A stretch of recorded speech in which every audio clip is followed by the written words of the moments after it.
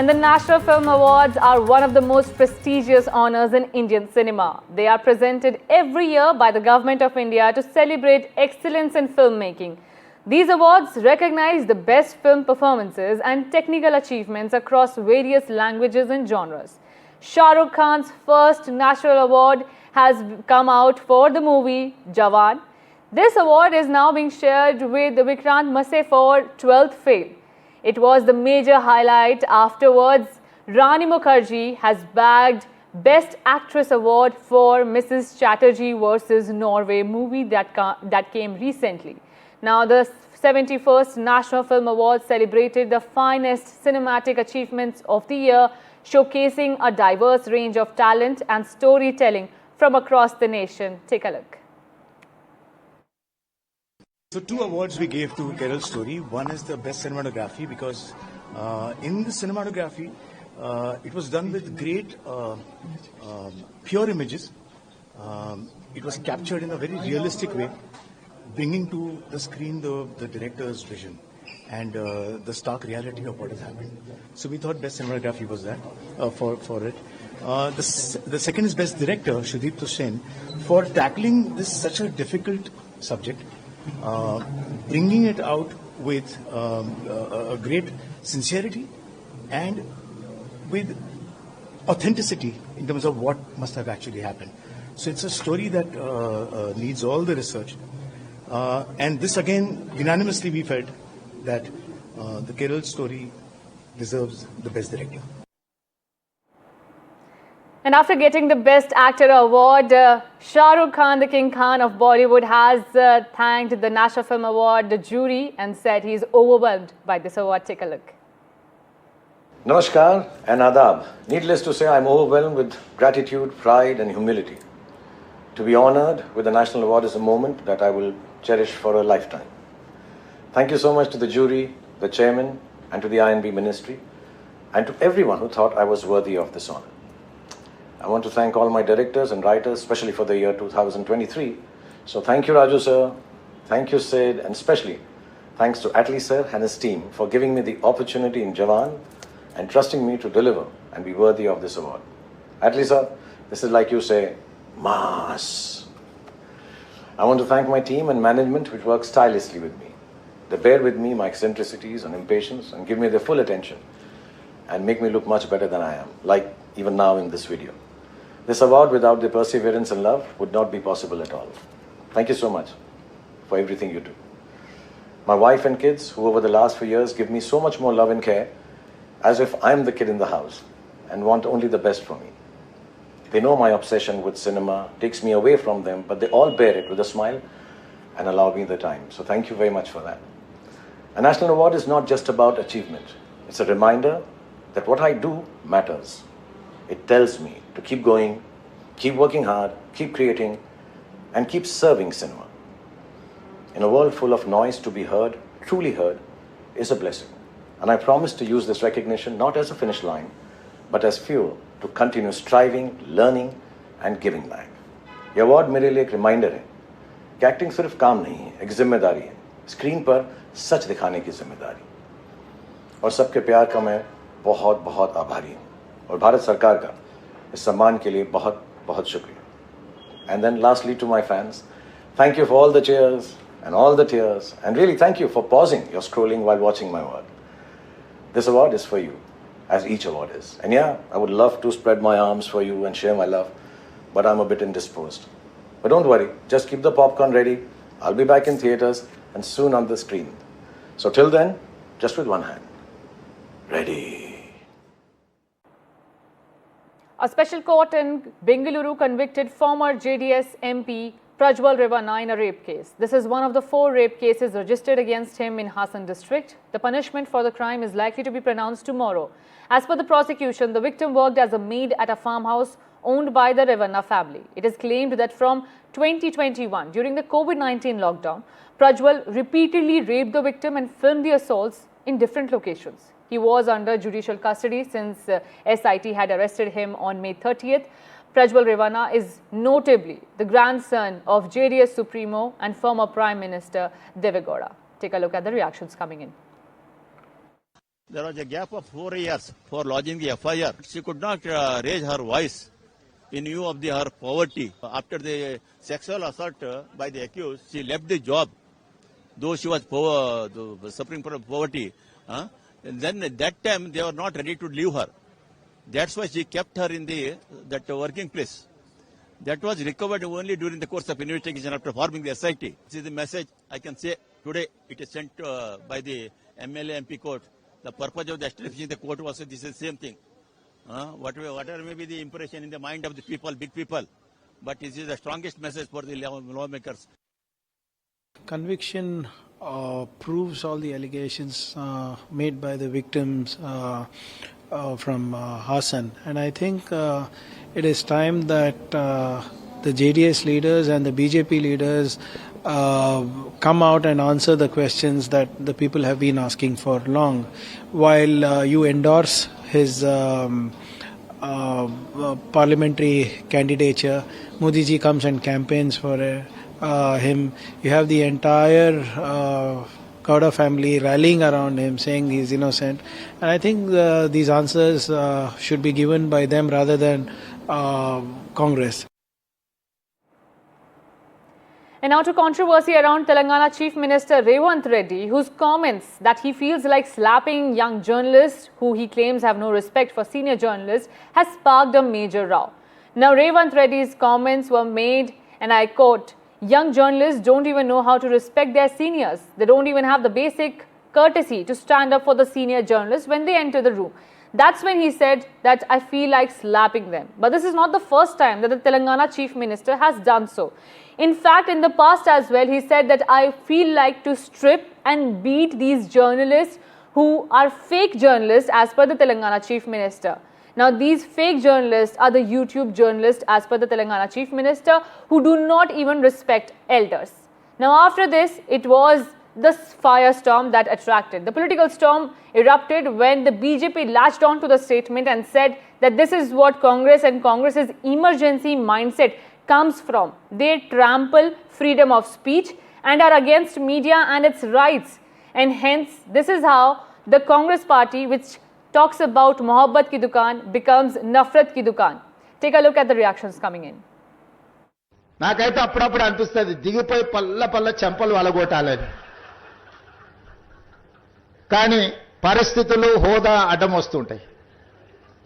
గతంలో జర్నలిస్టులను చూస్తే మర్యాద ఇచ్చి పలకరించి ప్రెస్ మీట్ అయిపోయిన తర్వాత వాళ్ళతో 10 నిమిషాలు మాట్లాడి మేము చెప్పిన దాంట్లో ఏమైనా లోపాలు ఉన్నాయా లేకపోతే మేము చెప్తున్న ఉద్దేశం ఇదే అని. Revant Reddy, who said that he'll strip people, beat them up, arrested journalists for reporting on Gachibowli, now gives another threat, chilling threat. We will strip you and beat you, he tells the YouTube journalists. This is the so-called respect for Samvidhanik Sanstha or for the fourth pillar of democracy. They attack EC, they attack judiciary, they attack media. And this is in the DNA of Congress. Who imposed censorship on media? Indira ji. Who bought 2 anti-media bills? Rajiv ji. Who put sedition cases and 66A on journalists? Manmohan Singh. That means Sonia Gandhi government. And now, who's the one who has boycotted 14 journalists? Congress party. Who's threatening journalists on daily basis? Revant Reddy. This is the emergency DNA of the Congress party. And to analyze it further, my colleague Uma Sudhir is also joining me. Take a look at this report. So Telangana Chief Minister Revant Reddy was in fact addressing journalists at the 10th anniversary celebrations of Nava Telangana, a Telugu newspaper. The Chief Minister sought to make a distinction between professional journalists who have been in fact sacrificing almost their life or health for the well-being of people, talking about people's issues, their problems, and also the omissions and commissions of the government, and generally contribute to society and used to be respected. But he says because of those who are masquerading as journalists on social media, on YouTube or on digital platforms, who don't know the ABC of journalism or anything else, he says this is a category of people who think that they wield power and expect to be treated in a particular manner. That is the category of so-called journalists, he says, who get under the skin of the Chief Minister. And of course he expressed that very violent emotion of saying that I would like to slap such people. That of course is not becoming of a Chief Minister, but he was saying that this category of journalists who fire and scoot. He advised professional journalists to in fact identify themselves as distinct from the other group. Shifting our focus to Maharashtra, where a shocking incident has come to light from Nagpur. Where the police have arrested a Luteri Dulhan, a corn bride who allegedly married not 1 or 2 but 8 men, one after the other, and extorted lakhs of rupees from them. According to officials, the accused, identified as Samira Fatima, was in search of her next target when she was arrested. She was caught while meeting a potential 9th victim. Initial investigation by the police has revealed that the accused bride was blackmailing her husbands and extorting money from them. The police have registered a case and started an investigation in the case. प्रकरण को हमने 2024 में दर्ज किया था। ये सारे 8 पति जो थे काफी परेशान थे और इनका संपर्क मेरे साथ हुआ। इसके जो टारगेट होते हैं वो शादीशुदा आदमी होते हैं जिनका ऑलरेडी शादी है, बच्चे हैं। ऐसे ही लोगों को ये अपने प्रेम के जाल में फंसाती है। प्रेम के जाल में फंसाने के बाद उनको प्रताड़ना देती है, साथ ही साथ उसके घर वालों को भी प्रताड़ना देती है, जिससे विवश होकर उसके आगे घुटने टेकने के अलावा उस पीड़ित पति के पास कोई दूसरा रास्ता नहीं बचता है। मेरी जानकारी के हिसाब से पता चला है कि वो डावली की टपरी पे पहुंची थी किसी आदमी के साथ में, जहां उसे पुलिस ने घात लगा के जो है अरेस्ट किया गया। अब देखना ये होगा कि आगे इसके अंदर इन्वेस्टिगेशन कितना होता है और इस लुटेरी दुल्हन को हम सजा दिलाने में कहाँ तक कामयाब हो पाते हैं। जो फर्स्ट वाइफ थी वो भोपाल की थी। उसके बाद उन्होंने ये मेरे को बोला कि हम सेकंड वाइफ आपके साथ बन के रहना चाहते हैं। सेकंड वाइफ के बाद शादी होने के बाद उन्होंने मुझे पहला कॉल ये करा वहाँ यहाँ की समीरा ने कि मुझे औरंगाबाद में एक घर, नागपुर में एक घर और 50 लाख दे दो वरना मैं आपके ऊपर रेप का केस करूँगा। और किया। मेरा इतना बड़ा नुकसान हुआ, 12 से 15 लाख रुपए मेरे से लिए गए, वो भी अलग अलग हिस्सों में। ऐसा वन टाइम में नहीं हुआ क्योंकि मैं उससे छुटकारा पाने तक के 6 से 8 महीने मुझे लग गए और मैंने ही पहला शख्स हूँ जो उसके ये पूरी हरकतों को मीडिया के सामने और इस केस में लाके मैं फर्स्ट FIR उसके ऊपर किया था। And for more, my colleague Sanjay Tiwari is joining me. Sanjay, do highlight about the modus operandi, how she used to operate. Right, Aditi. Her name is Samira Fatima. She is a well-educated teacher in a government school in Nagpur.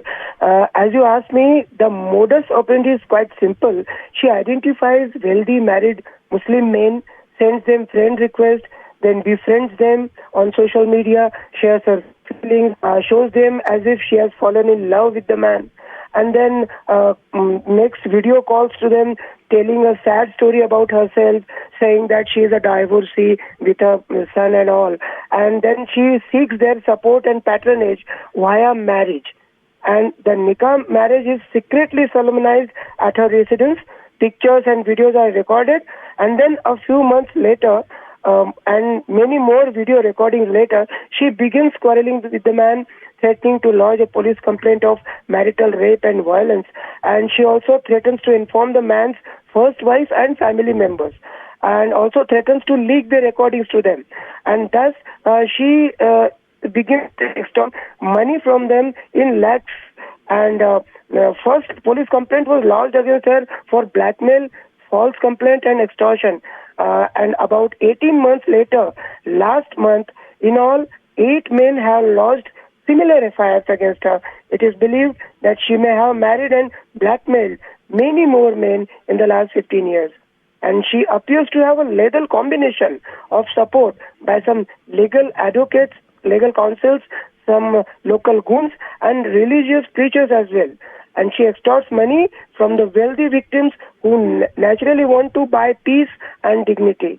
Each one of her husbands, 8 in numbers so far, have claimed to have been scammed of lakhs of rupees. Right. Thank you so much, Sanjay, for highlighting us, and I hope our viewers will be well aware now. Thank you so much for detailing. And on that note, we are slipping into a very short break. Don't go anywhere.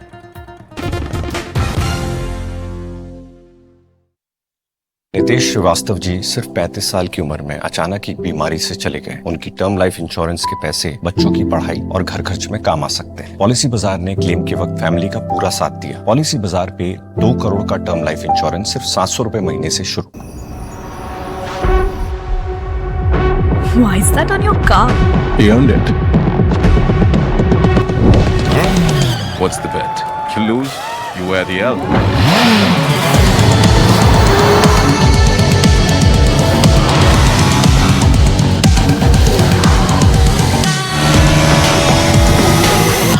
At the front of the car or the back? Extreme 250R. Challenge the extreme. The only thought that comes into my mind is why Mandava? Amazing Havelis. It has a history. It was on the Silk Route. But why did you not let me get my car? I wanted to give you a little comfort, a little rest. So we've got Uber Intercity.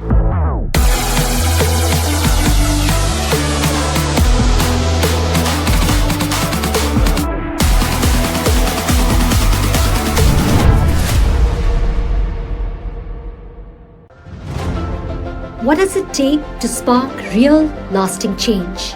In the premiere episode of Mission Impact, V. Vaidyanathan, MD and CEO of IDFC First Bank, shares how the bank is turning purpose into powerful action. Entrepreneurship aimed at bettering society. They measure their success by the impact they make to society. Tune in to discover the mission that's shaping meaningful change, one social enterprise at a time.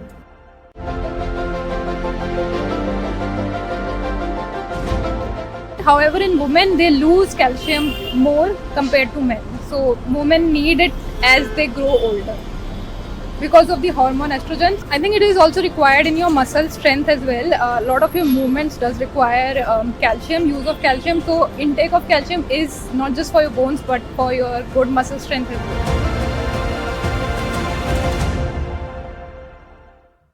Shemaroo Marathi बाणा प्रस्तुत अवघ्या महाराष्ट्र धर्माची गाथा.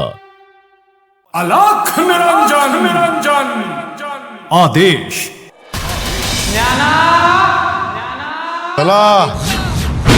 ज्ञानेश्वर माऊली आणि नवनाथांची दिव्य कथा. 2 तास भक्तीचे. सोमवार ते शनिवार सायंकाळी 7 वाजता शेमारू मराठी बाणावर.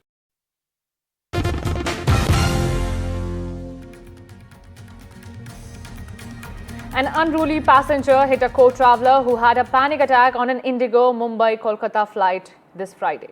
The assaulter was handed over to security agencies by the airline, which is now going to initiate action under the unruly flyer rules that could see him being put on a no-fly list for some time. The victim, as per reports, suffered a panic attack when the aircraft was taxiing in Mumbai. He started sobbing and walking in the aisle, requesting to be allowed to alight from the plane. At this time, a passenger is seen slapping this person as he was passing by his seat. In videos of the assault that went viral on social media, you can see how the unruly passenger then confronted the other one, saying that this is not right. My colleague Tanushka is also joining me to give more details and also clarify these reports. Tanushka, give details what exactly happened and why did the passenger, if yes, slap the other passenger? So we do understand that in this, incident that happened, as you can also see in the visuals here, 2 passengers are, in a tiff at this point and being quite unruly. One of them who reportedly had a panic attack after the aircraft pushed off. Now another passenger slaps him as he was leaving the aircraft. The pilot has ordered the passenger who slapped, the other passenger who's having the panic attack to leave the aircraft, and he was handed over to the authorities. There's a procedure which is being followed. By that I mean a committee is being formed after the incident to, look into the reports of this incident. Indigo has also issued a statement and saying that they're aware of the incident involving physical altercation between 2 of these passengers on one of their flights from Mumbai to Kolkata, and such unruly behavior is completely unacceptable by Indigo. The crew acted in accordance with the established standard operating procedures. The individual involved was identified as unruly and handed over to the security. Upon arrival, all appropriate regulatory agencies have been duly informed and in line with protocol. So at this point, this incident particularly is being investigated into, looked into also, and thereafter we'll get to know what sort of action is being taken regarding this passenger, whether or not he will be put onto the no-flyers list. Right. Thank you so much, Tanushka, for joining us and giving us those details. Now, leader of opposition Rahul Gandhi has said that the Congress had an atom bomb of proof that the Election Commission was stealing votes for the BJP, and when the matter comes to light, the poll panel will have no place to hide. Responding to Rahul, the poll body said it ignores such baseless allegations being made on a daily basis. The BJP criticized the Congress leader for using undemocratic and undignified language. Take a look at this report and what happened next.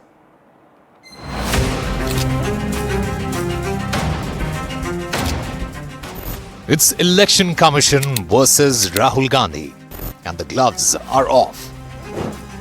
The leader of opposition on Friday took his tirade against the poll panel a notch up. Outside Parliament, Rahul Gandhi claimed that he has proof of what he called the vote theft by the Election Commission for the BJP, and that when he will release it, there will be an atomic explosion. हमें मध्य प्रदेश में suspicion था, लोकसभा में suspicion था, महाराष्ट्र में वो थोड़ा आगे गया, डिटेल में गए, हमने कहा देखो अब इलेक्शन कमीशन तो मदद नहीं कर रहा है, तो थोड़ी ग्रैन्युलैरिटी में जाना है, गहराई में जाना है, तो हमने अपना ही इन्वेस्टिगेशन करवाया। उसमें 6 महीने लगे। जो हमें मिला है एटम बॉम्ब है, फटेगा तो आप इलेक्शन कमीशन आपको दिखेगा नहीं हिंदुस्तान में। Doling out a clear threat that the Congress will go after them. Election commission में जो भी ये काम कर रहे हैं, right from the top to the bottom, आप एक बात याद रखिए, आपको हम छोड़ेंगे नहीं।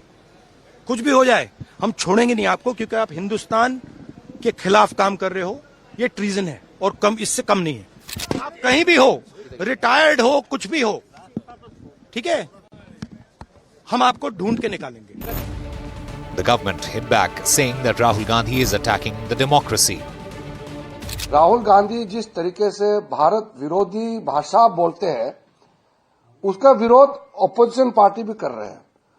ऑपोजिशन पार्टी के कई सीनियर सदस्य ने भी कहा है कि भारत के इकोनॉमी, भारत का छवि को इस तरीके से दबा के कोई बात नहीं कर सकता। Later in the day, the Election Commission responded to Rahul Gandhi's threat. The poll panel said it ignores such baseless allegations. It added that despite the daily threats being given, we ask all election officials to ignore such irresponsible statements and work in a fair and transparent manner. Well, Congress leader Rahul Gandhi, who's also the leader of opposition in the Lok Sabha, has once again intensified his attack against the Election Commission of India, this time making personal attacks at the CEC, Gyanesh Kumar. And he has said that even if these officials retire in near future, they will have to be punished and they have to pay a price for what they have allegedly done. He has taken them on, calling them, calling the act of SIR, the Special Intensive Revision of Electoral Rolls, an act of vote loot or an act of betrayal. Now, the EC has said that everything that Rahul Gandhi is saying with regard to SIR is completely mythical and it's based on his own assumptions and lies. And the BJP has also accused him of trivializing the issue and undermining the autonomy of ECI. Rahul Gandhi is also all set to protest against the ongoing exercise in Karnataka on the 4th of August. And all of this comes on a day when the ECI has already published its draft electoral list and has shared it with all national parties. The opposition and the poll panel have been at loggerheads over the issue of voter list revision in Bihar. The opposition, led by the Congress and RJD, have dubbed the exercise hasty and vote-bandi and has held protests in Parliament. The poll panel has now come out with a draft voter list after the SIR exercise and has circulated among the political parties, who have a month to raise objections. In the exercise, the voter list has been trimmed by 65 lakh votes, including those who have died or have shifted permanently out of the state. The SIR matter is also pending in the Supreme Court. NDTV Bureau Report.